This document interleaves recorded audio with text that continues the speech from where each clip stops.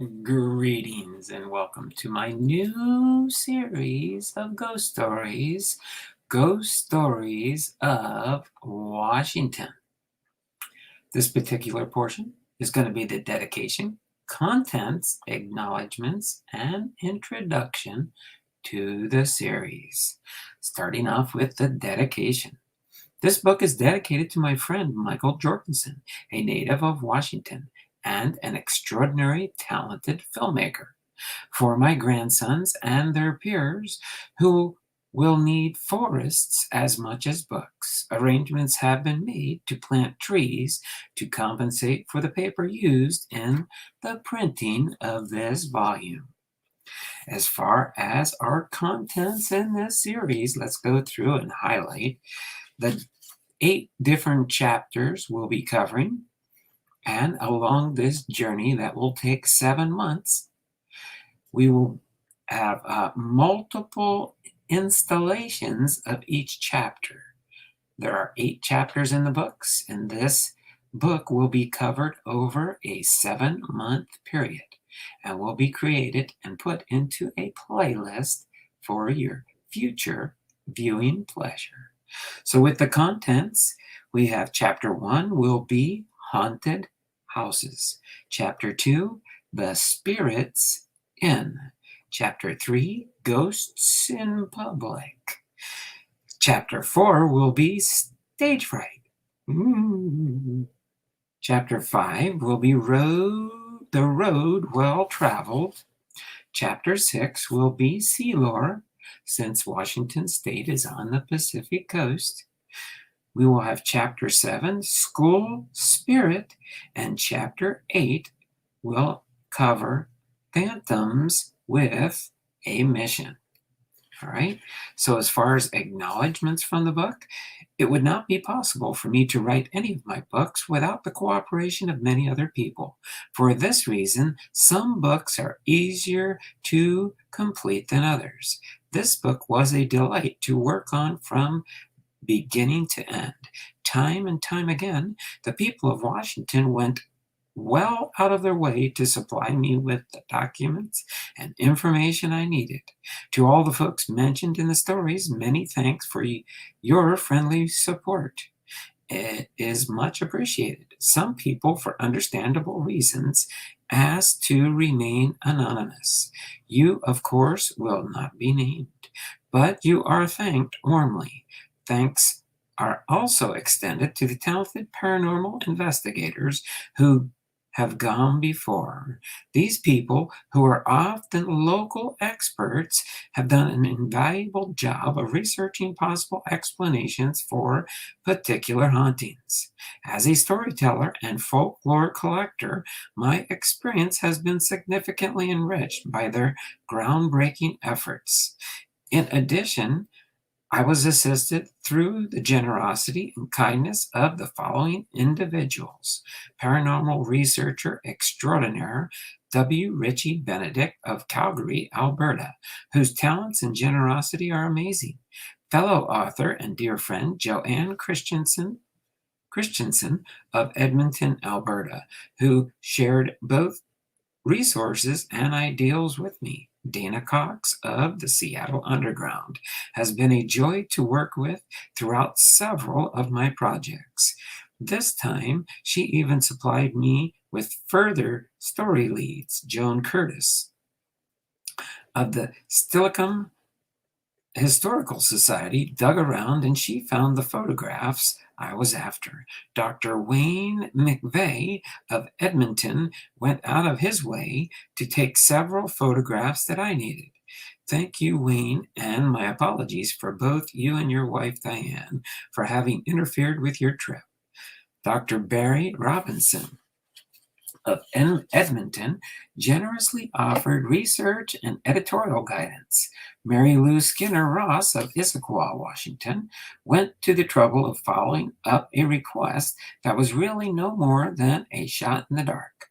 My husband, Bob Smith, attended too many supportive and often thankless chores for me. My tasks would have been much more difficult to accomplish without help from my staff of Edmonton Public Library, particularly at Idlewild Branch and the Interlibrary Loan Department. My efforts and those of the people named above would have been in vain without the amazing support that I receive from the talented people who make up the staff at Lone Pine Publishing. When a group of authors set and get together, the first item of discussion is typically to complain about some aspect of the publishing firm with whom they're working. Throughout such discussions, I must remain mute, for I have the pleasure of being supported by, in my opinion, the best possible publisher. Warm thanks to all at Lone Pine. Your efforts on behalf are always deeply appreciated. Special mention must go to Helen Ibeck and Rich Trupner of the Washington office. Thank you for so promptly and thoroughly responding to my queries. And now on to the introduction for the book. I was intrigued by some of the ghosts in Washington long before I had begun writing books of ghost stories. Years ago, while enjoying a tour of the Seattle Underground, I came away convinced that place was haunted. To examine my conviction a bit further, I wrote a couple of magazine articles about the area. Those assignments left me wanting to investigate the ghost lore in Washington even more. I was therefore delighted to be given the opportunity to work on this book. Compiling and writing ghost stories of Washington proved to be even more fun than I had hoped it would be.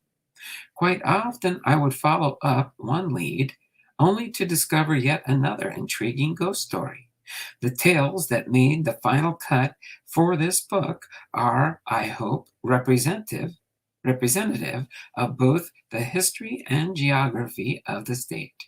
In addition, I've tried to choose stories that exemplify several different types of ghosts and hauntings.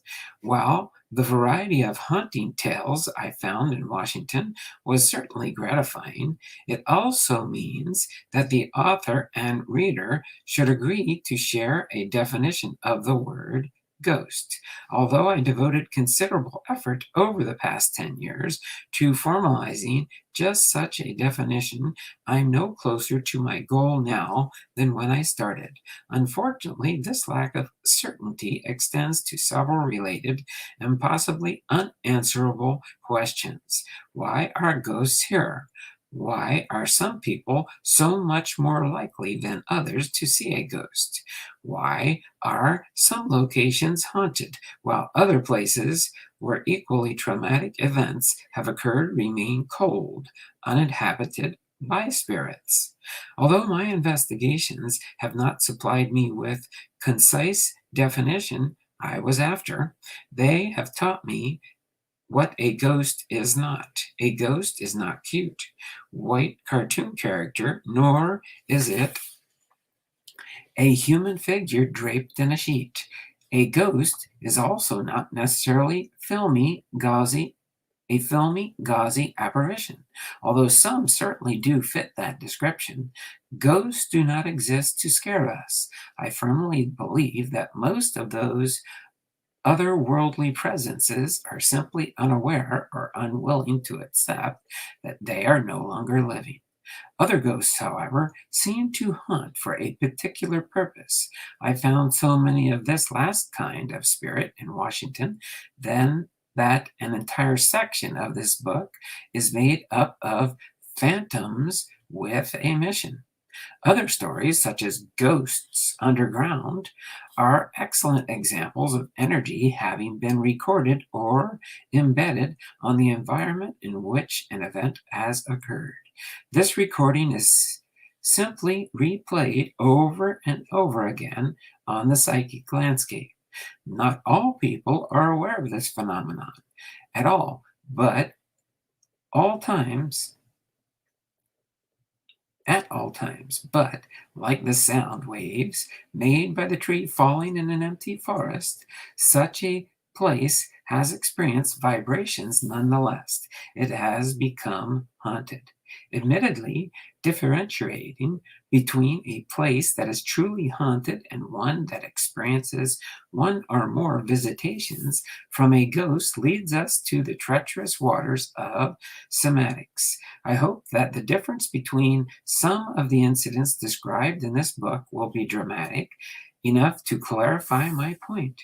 One further opportunity for confusion remains, although there are few true synonyms in the English language. I have chosen to use the following words interchangeably: specter, spirit, entity, presence, manifestation, phantom, wraith, vision, image, shade, revenant, and ghost. Not all ghosts present themselves visually. Those that do are more properly called apparitions. Just because a ghost is not seen, however, does not mean there isn't one present.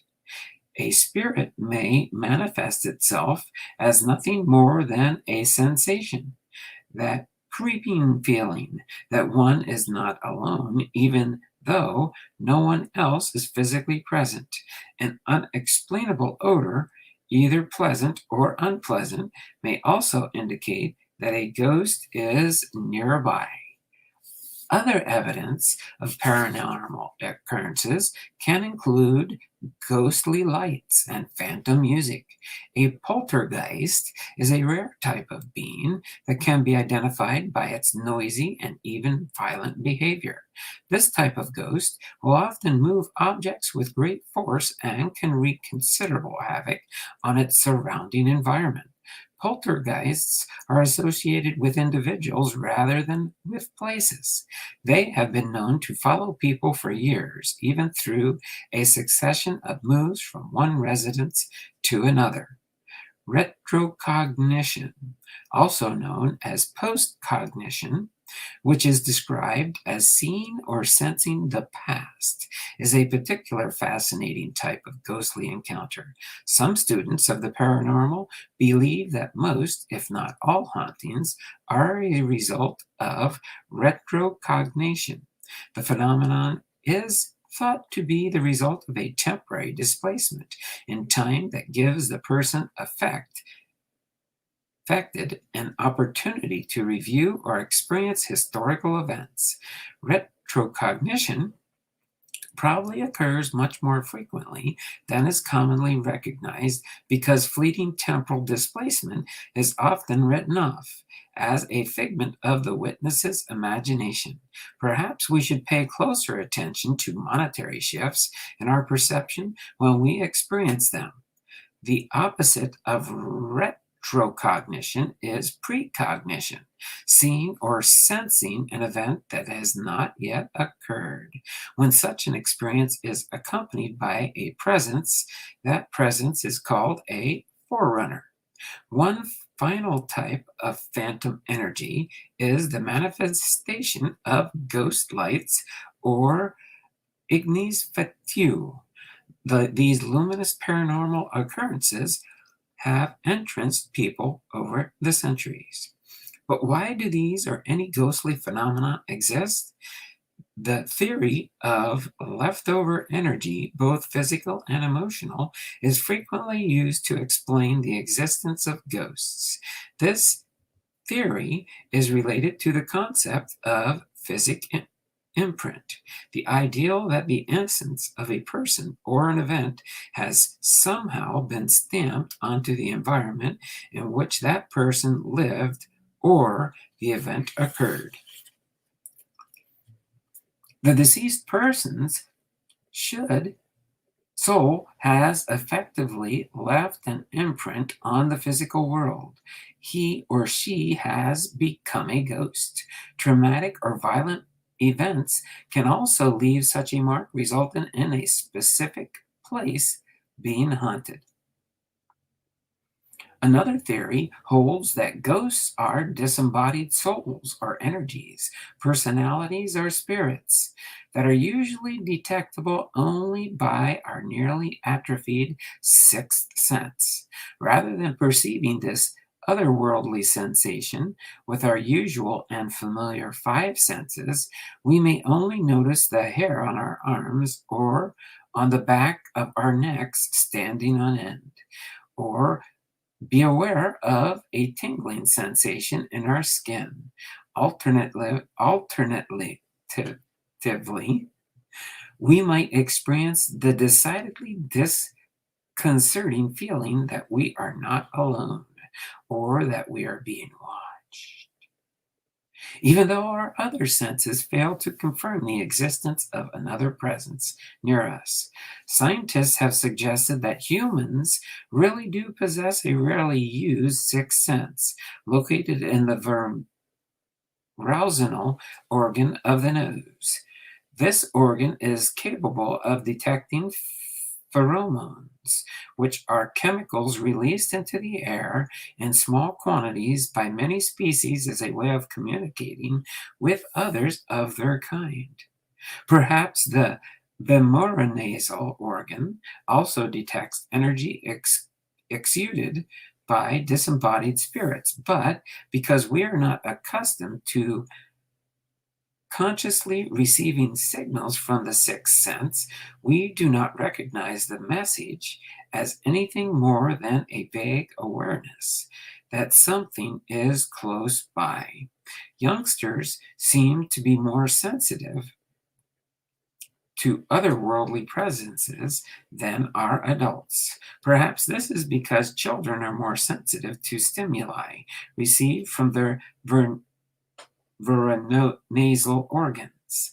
Over time, adults come to rely mostly exclusively on their other five senses and therefore typically ignore or fail to respond to sensations picked up by their sixth sense. Those adults who do recognize and rely upon such messengers are often referred to as sensitives. Though this sensitivity seems to be inborn, it can apparently be enhanced with practice or diminished through neglect. Perhaps the variations in sensitivity from person to person explain why some people are much more likely than others to encounter a ghost. Beyond all of these suppositions lurks a further mystery. Does a ghostly event originate with the living person who is experiencing the encounter or with the ghost itself? Perhaps that point is debatable, but because many people have reported seeing or sensing the same spirits at different times, the entities and events chronicled in this book are unlikely to be mere figments of the observer's imaginations. Being haunted is not necessarily a permanent status for either a person or a place. A location that is currently haunted may not always be. Conversely, just because your home and workplace are now ghost-free zones, there is no guarantee that they will remain in that condition indefinitely. Some ghosts and hauntings are incredibly tenacious. For example, ghosts of Roman soldiers are still occasionally spotted roaming the English countryside, where they battled centuries ago.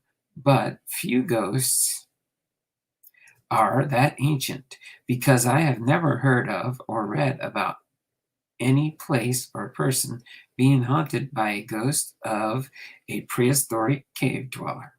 I presume that, like all forms of energy, ghosts eventually weaken and dissipate. In the presence of a ghost or during an active haunting, observers will usually note predictable and distinguishable changes in the environment. Such changes often include a sudden dramatic temperature drop that is very localized, though it may encompass a large area. Drafts, odors, or noises, all of which are apparently sourceless and may also be present. Despite the lack of agreement on what a ghost might be, ghosts exist in all cultures and have been noted throughout history. My personal experience collecting ghost stories has taught me one other consistency. A paranormal encounter is a profoundly moving event. I have yet to have a story told me in a flippant or matter-of-fact manner. Out of respect for this emotional factor, I have agreed to protect a contributor's anonymity whenever he or she has requested I do so. The narratives in this book are reports of real events. We all know that life, as we live it, is anything but neat and tidy. As a result, these accounts tend to be a bit more ragged than stories we are used to reading. A fictional tale of haunting still will be structured with a predictable presentation, be a beginning, a middle, and an end. The anecdotes recorded here refuse to be that orderly. Oftentimes, they are merely fragments, which can be somewhat frustrating in a world so fond of tidy resolutions. We tend to find narratives more satisfying when loose ends are neatly tied up in the last sentence of a tale. However, in those cases where there is not enough information to tell a traditional story, the parts that are missing can be every bit as provocative as the parts that are known. This collection is not intended as an attempt to replace anyone's personal belief system with my convictions or explanations. My intent is to entertain and to possibly prompt thought in areas that you may not have considered exploring otherwise. Though I do not pretend to be an educator, if reading this book introduces you to the facets of Washington's history or geography with which you were previously unfamiliar, then I am delighted. For the most part, I have excluded the Native American people's tales about spirits and the supernatural. Although these stories would definitely make a fascinating book, I am not qualified to write it. If you have any additions to the stories contained here or personal experiences with the paranormal that you would like to share with me, please contact me through Lone Publishing. I'd love to hear from you. In the meantime, do enjoy this unique look at some of Washington's most unusual folktale. Hopefully you enjoyed Ghost Stories of Washington, the dedication, contents, acknowledgements, and introduction. So we will see you in the next episode, starting out with Chapter 1, Haunted Houses. Made it through the first episode. We'll see you next time. Take care. This one's a little bit longer than they probably normally will be, but wanted to give it a proper introduction. And the author of this book is Barbara Smith, in case you're wondering. All right, take care. Lord bless you, and have a wonderful and blessed day. Bye for now.